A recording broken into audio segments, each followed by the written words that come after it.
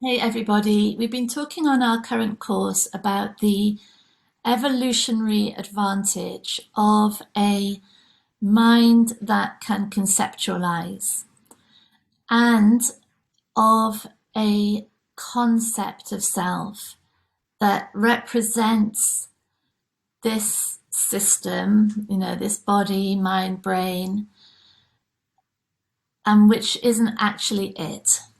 So it's like an avatar or a character, a mental representation that the mind can insert into imagined future scenarios or in past memories or in different possibilities, so that these things can be imagined, and in the imagining can be created, can be planned for, can be anticipated.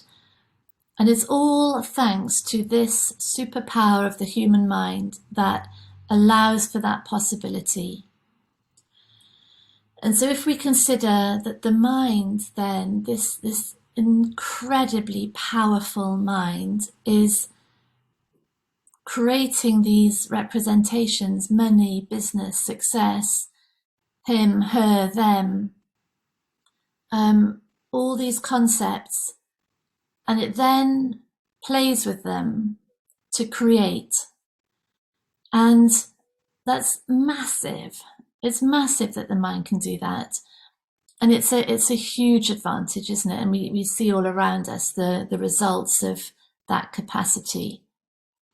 And so the question that came in from one of the people on the course is in relation to that.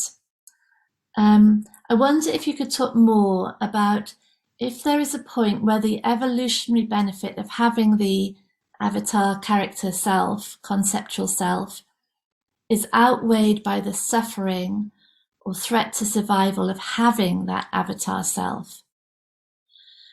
Isn't that a brilliant question? Because what we can see is that when that conceptual landscape is mistaken for actual reality, then a confusion sets in that can ultimately be of tremendous detriment to the physical body, to harm to other people, to harm to the environment in which this system is operating. Because the power of the mind, the power of the concepts, is so great, it's so compelling, it's the way these beliefs are held is so utterly transfixing. We're like in a trance with them, that managing those concepts, securing those concepts, working within those concepts, takes precedence over responding to the actual reality that's happening right now. Because if we think about it, these concepts are not reality. They can't be. If we think of the concept of water, we think of water, a different thing will come to all of our minds right now. And that's not water. How? Of course it's not. It's not that there's water suddenly in our brain and that's what's being held in that moment. No, there's an idea, an internal image, nothing more than a representation that looks real. But even like just a bit of reflection will say, no, it's not. It's pure imagination, 100% imagination. But yet it looks so real. It looks like that's reality that's going on in there. And it's especially true of the self-identity. That looks like me. That looks like the reality of me. And so all these thoughts that revolve around this concept of me look true. What do they think of me? What's going to happen to me in the future? What's going to happen if I mess up this meeting? what will happen if I lose my job? How can I be a better person? How can I be more loved? How can I be approved of? All revolve around a concept of me, not me, a concept of me. And the question refers to the fact that what can start to take precedence is securing that concept rather than securing the actual physical reality. And we see that, don't we? So when we're in a relationship that is patently not good for us, or even extremely dangerous for our physical health, and yet the concept of me that needs that person overrides that physical safety, or to try to relieve the tension, relieve the stress of believing these concepts of me and future and others.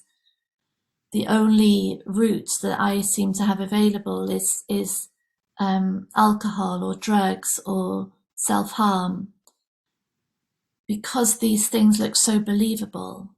And the only route out of it is to make it impossible for the mind to dwell in them. But it's a vicious circle, because rather than the understanding that these concepts aren't true, there's like a blanket put over them, a dulling, and often with this dulling through drugs or distraction or numbing, these concepts become more and more jangling, more and more compelling and sticky, and take more and more effort to numb them. So there is definitely a point where this superpower mind turns in on itself, we could say. And really it's that point where the misunderstanding reaches such an extent that the concepts take precedence over the actual. Because the intelligence of being that we are is built to respond to reality. We can't solve the problem. We can't protect this conceptual idea of ourselves because it's not true. There actually is nothing to protect other than a created image. It's not true. And this is so that's the point, and that's like the point of our confusion, the point of our insanity. And so this entire conversation is hanging out in the question of what am I?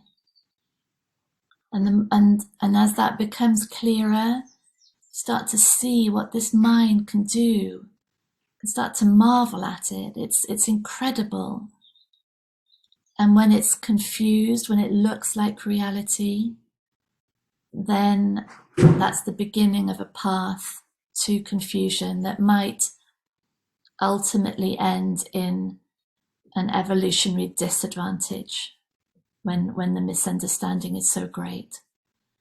And so this conversation about what's true, about what we are, about what's reality, about what the mind does, is allowing for health, really, allowing for health, allowing for healing, allowing for the full intelligence of being to operate on reality, in reality. Yeah? Okay, great question. Thank you so much. Bye.